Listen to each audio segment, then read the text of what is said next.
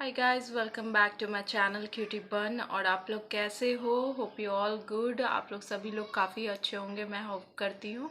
तो मेरे चैनल पे बहुत टाइम से आप लोग को वीडियोस नहीं मिल रहे थे, तो बहुत लोग का मुझे पर्सनल मैसेज भी आ रहा था कि आप के वीडियोस क्यों नहीं आ रहे, ये वो।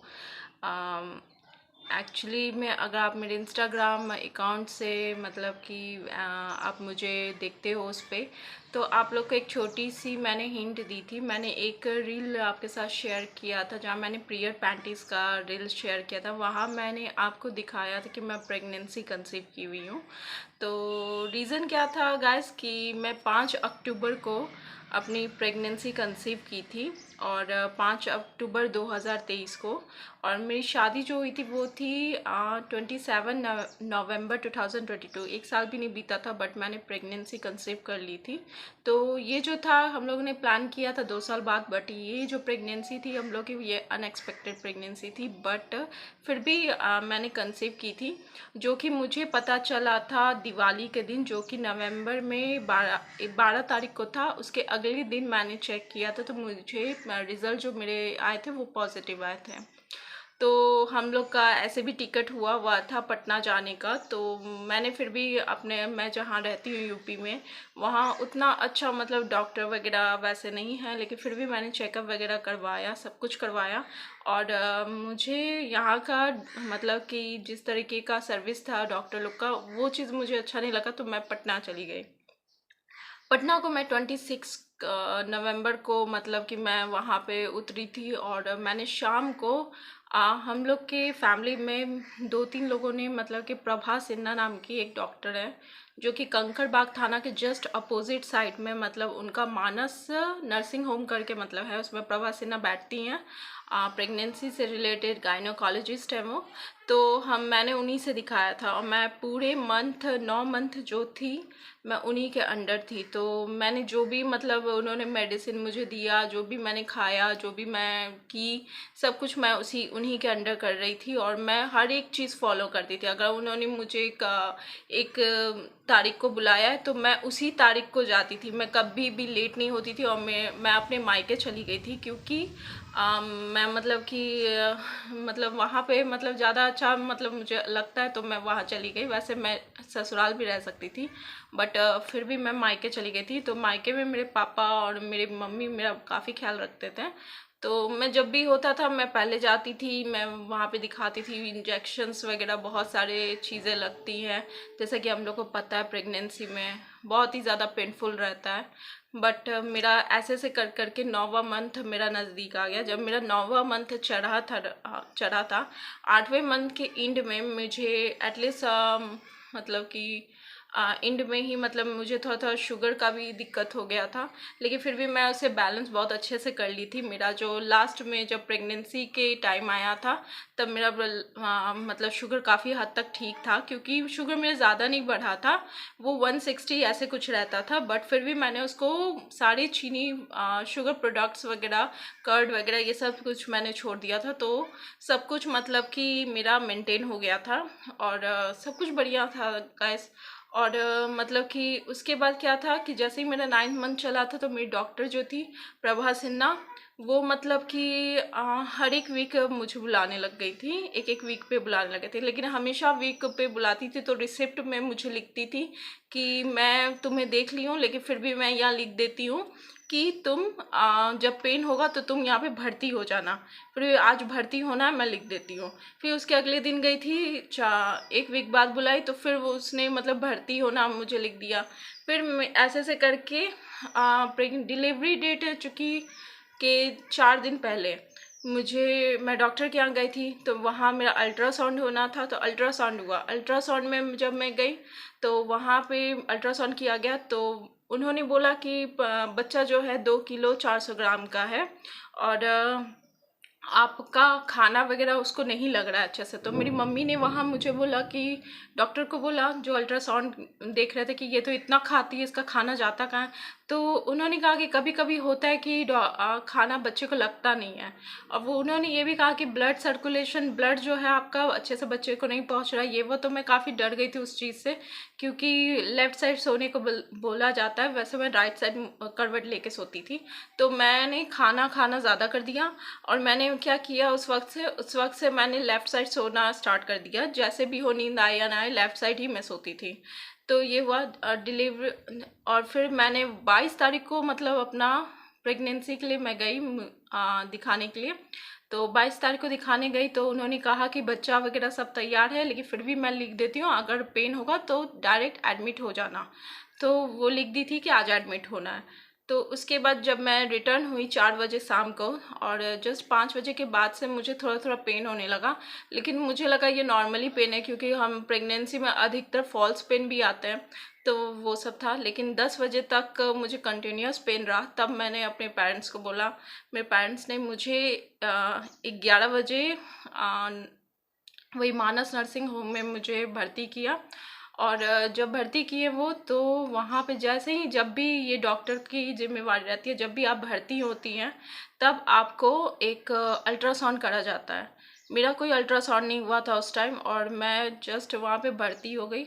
और मैंने पहली बार अपना ओटी देखा था, जो ऑपरेशन थिएटर होता वो देखा था मैंने।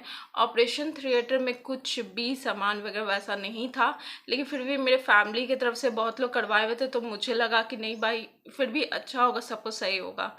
2 बजे के दौरान मुझे चेकअप की प्रभा सिन्हा, और उसके बाद चेक करके मुझे ओटी में छोड़ के, वहाँ पे नर्स लोग थी, जो कि नर्स दिख नहीं रही थी एक्चुअली में, जो घर में दाई वगैरह जो काम करती है उस टाइप की औरत वहाँ पे थी। तो फिर भी मैंने ट्रस्ट रखा उन पे कि वो कुछ करेंगी मेरे साथ, अच्छा सब कुछ सही रहेगा। तो उसके बाद मुझे ओटी में मेरे साथ एक और थी जिनको भी पेन था, बट उनको फिर रूम में शिफ्ट कर दी, तो मुझे भी रूम में शिफ्ट कर दी। उसके बाद मुझे पेन होता था, तो हर हाफ घंटे पे वो आती थी, बच्चे का हार्ट बीट चेक करती थी। 2 बार आई, 2 बार हार्ट बीट काफ़ी अच्छा रहा था, क्योंकि मुझे पेन का जो टॉनिक होता वो चढ़ा दिया गया था। उसके बाद थर्ड बार में जब आई थी, तो बच्चा का हार्ट बीट कम था, मुझे कम सुनाई दिया था। तो मैंने पूछा नर्स से कि हार्ट बीट वगैरह सही है? तो उन्होंने कहा हाँ। तो उसके बाद फिर मेरी मम्मी ने भी पूछा कि हार्ट बीट तो कम आ रहा था। तो नहीं नहीं, वो ठीक है, सब ठीक है। और जहाँ पेन का चढ़ा रही थी वहाँ पे वो टॉनिक चढ़ा दी बच्चे के ताकत के लिए।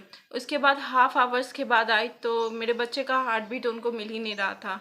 तब उन्होंने मुझे ओटी में लेके गई। तो उसके बाद डॉक्टर को बुलाई।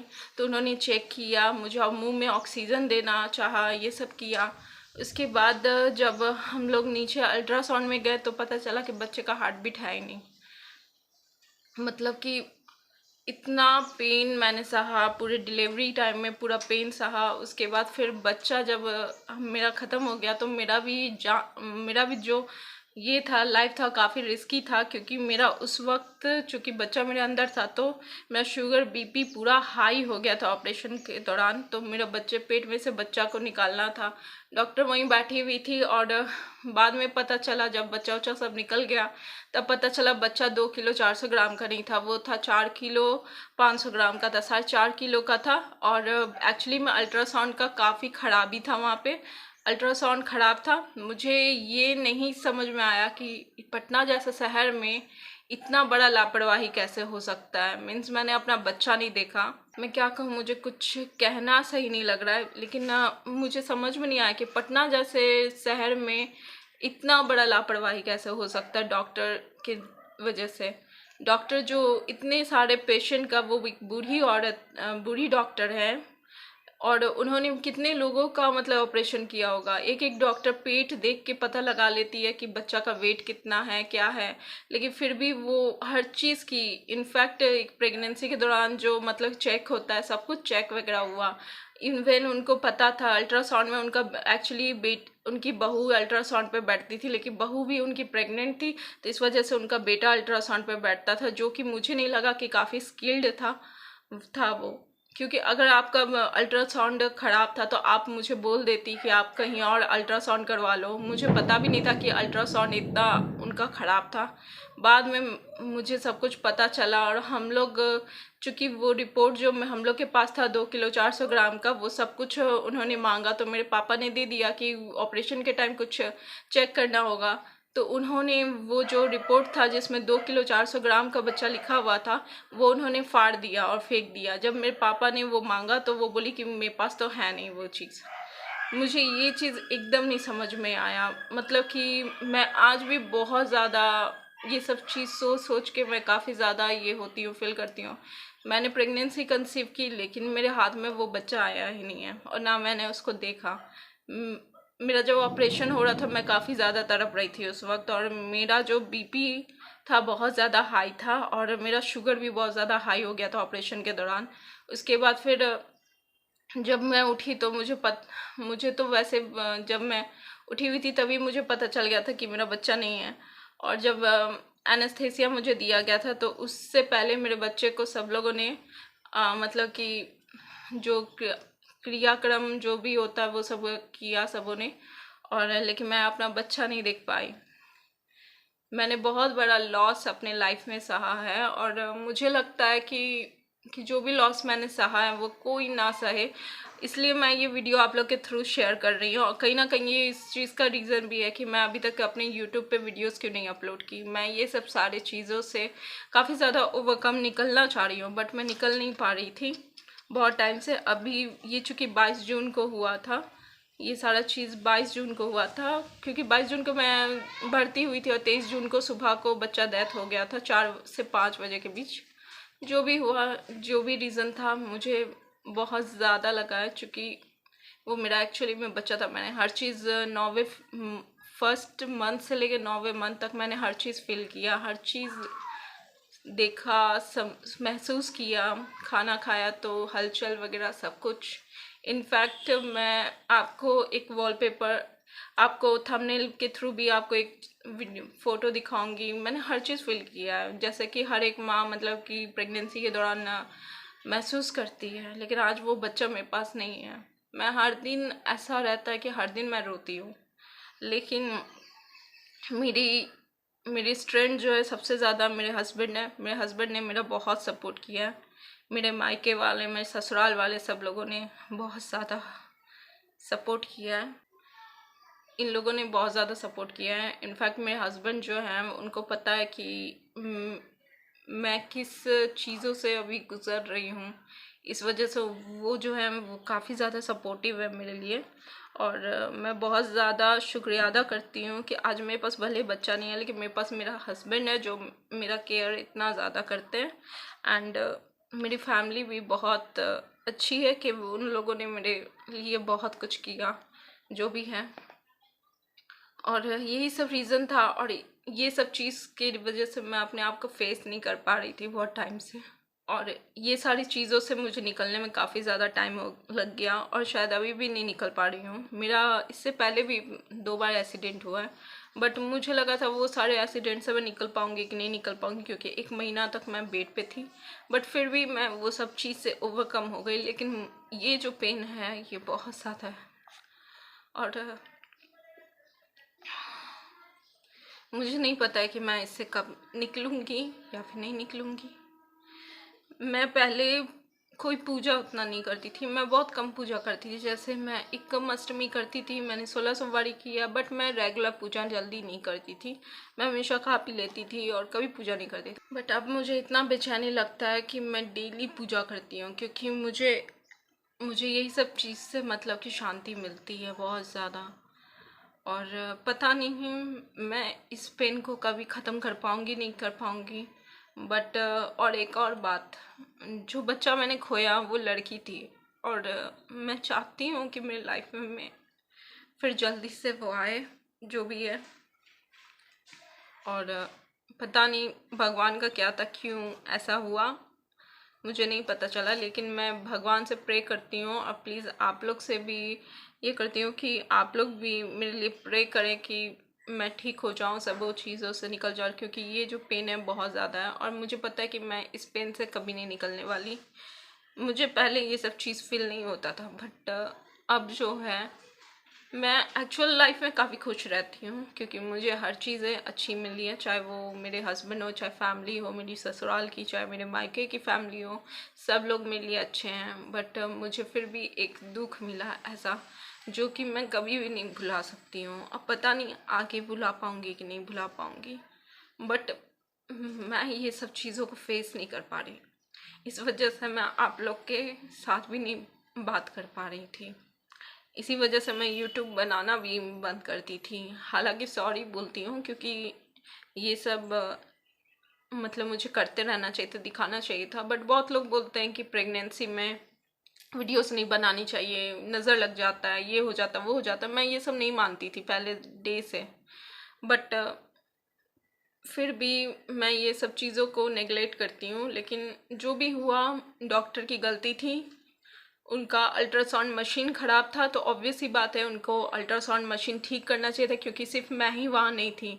जब मेरा ऑपरेशन हुआ और ऐसा पता चला डॉक्टर को कि अल्ट्रासाउंड की खराबी थी, तो वहाँ पे जितनी भी लेडीज़ आ रही थी, जितनी का भी मतलब कि ये था, सबों का ऑपरेशन करके बच्चा निकाला गया, क्योंकि अल्ट्रासाउंड का मशीन ख़राब हो गया था, जिसके वजह से डॉक्टर को हिंट मिल गया कि यानी कि इसका खराब, इसका गलत बताया तो सबों का गलत बताएगा, तो सबों का ऑपरेशन कर दिया गया।